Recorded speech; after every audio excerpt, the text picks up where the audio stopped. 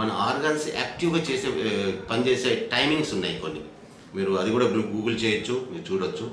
Morning 7 to 9 మన stomach యాక్టివ్గా ఉండే టైం అనమాట.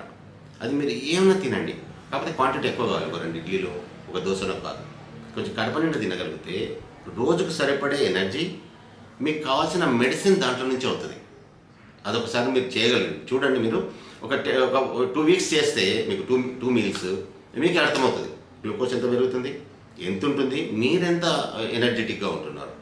పర్టికులర్గా నా గురించి చెప్పదలుచుకుంటే, అంటే నాకేం అంటే డయాబెటిక్ పేషెంట్ ఏం కాదు నేను, కానీ నేను 2 టైమ్ మీల్స్ చేస్తాను ఒక 20 years నుంచి.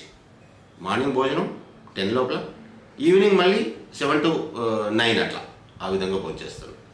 మధ్యలో ఏం తినను, కానీ ఏదైనా అవసరం ఉంటే, అంటే అలవాటు పడింది కాబట్టి నాకేం ఆకలేదు, కానీ కొన్ని రోజులు అలవాటు పడాలి కాబట్టి ఫ్రూట్స్ తినండి, ఏదైనా మజ్జిగ తాగండి, లేకపోతే చెరుకు రసం తాగండి.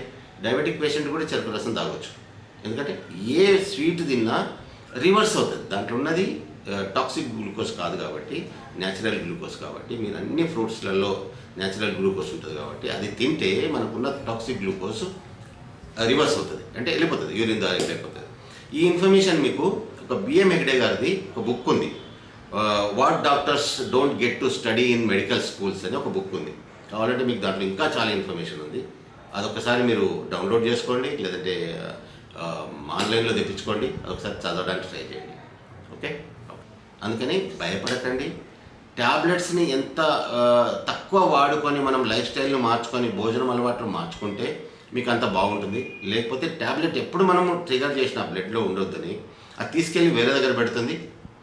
అట్లా మనకు గ్యాంగ్రీన్ స్టార్ట్ అవుతుంది. వింటున్నారా? ఆ గ్యాంగ్రీన్ ఏ విధంగా స్టార్ట్ అవుతుంది? ఒక చిన్న ఎగ్జాంపుల్, చిన్నపిల్లల్లో వామ్స్ వస్తాయి, మనం నట్టలు అంటాం. ఆ వామ్స్ ఏ విధంగా వచ్చాయి, ఎక్కడి నుంచి వచ్చాయి? అది బయట నుంచి రాలా. మన బాడీ ఏం చేస్తుందంటే ఆ ప్లేస్లో వేస్ట్ అట్లా పేరుకుపోయింది ఇంటెస్టైన్లో, అది తినడానికి కోసమని, అది క్లియర్ చేయడానికి కోసమని వామ్స్ ప్రొడ్యూస్ చేస్తుంది మన బాడీ. వింటున్నారా? మళ్ళీ మోషన్లోనికి బయటకు వచ్చేస్తాయి, చచ్చిపోతాయి, దానికి ఇంకా ఫుడ్ లేదు.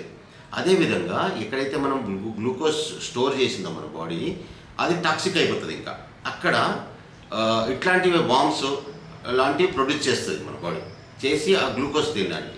అప్పుడు ఏమవుతుందంటే చాలా రోజుల నుంచి ఆ స్టోర్ అయిన గ్లూకోజ్ మజిల్లోకి, నర్వ్స్లోకి వెళ్ళిపోయి ఉంటుంది అనమాట. ఇది తింటూ ఆ మజిల్ని కూడా తినడానికి ట్రై చేస్తుంది మన వామ్స్ ఏదైతే ప్రొడ్యూస్ అయినాయి అక్కడ. అట్లా గ్యాంగ్రీన్ స్టార్ట్ అవుతుంది, అట్లా వూండ్ స్టార్ట్ అవుతుంది.